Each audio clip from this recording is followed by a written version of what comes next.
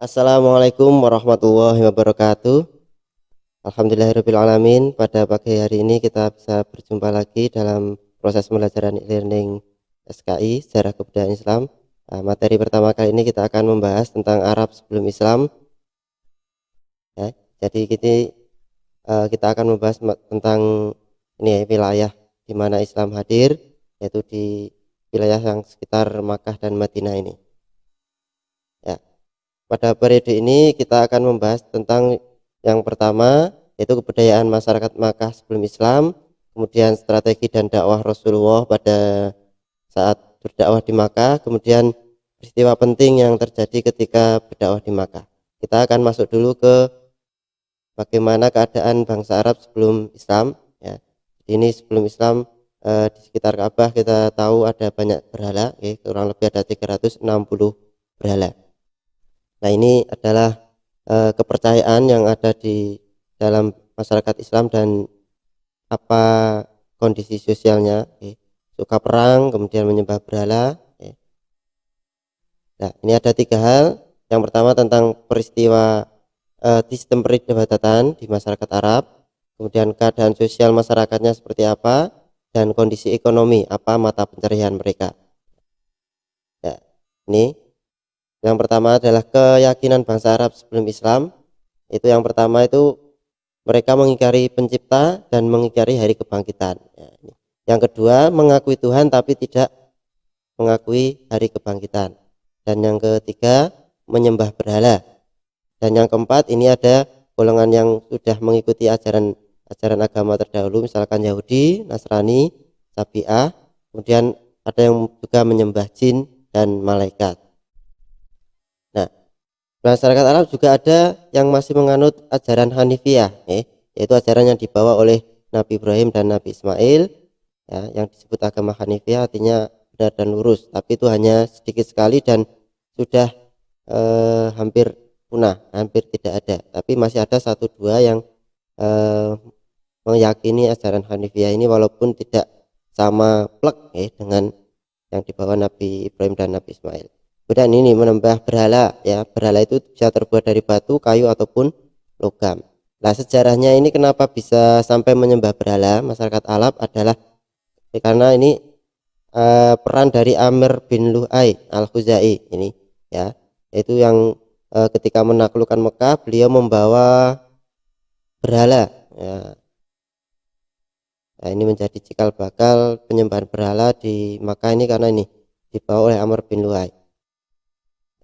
Tentunya ini adalah peta dunia saat Islam diturunkan, ya. Jadi ini ada Makkah Madinah, kemudian ini negara-negara yang lain, ya, ada Habasyah, kemudian Syam, ya.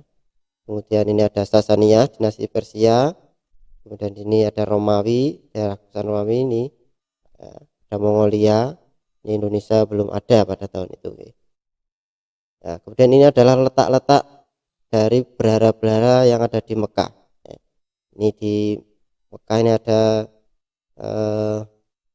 sini, ini ada berhala, ada Hubal, itu berhala yang besar. Nah, ini adalah Lata, gambar berhala Lata. Kemudian ini Lata ini disembah karena apa ini? Ya, sebagai salah satu anak Tuhan. Nah, kemudian ada Uzza. Nah, Uzza ini dewi perang, ya, karena memang dianggap sebagai dewi perang, ya, sebagai memberi kekuatan kepada mereka.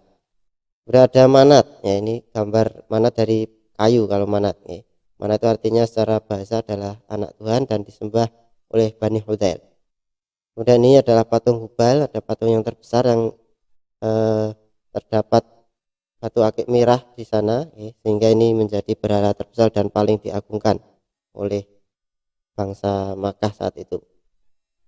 Nah, kemudian kalau dari segi sosial, mereka itu masih tinggal nomaden, berpindah-pindah tempat, ya, sehingga memunculkan sifat pemberani, karena berpindah-pindah tempat itu kan mengandaikan bahwa mereka akan mendatangi tempat baru, dan mendatangi tempat baru itu membutuhkan keberanian, sehingga mereka tumbuh rasa keberaniannya. Kemudian di samping pemberani juga muncul sifat jelek dari perilaku bangsa Quraisy sebelum Islam, yaitu adalah suka membunuh perempuan, suka mabuk-mabukan, suka pesta pora, gampang berseteru dengan sesama mereka. Nah, itu adalah moral jelek dari bangsa Arab Quraisy sebelum Islam.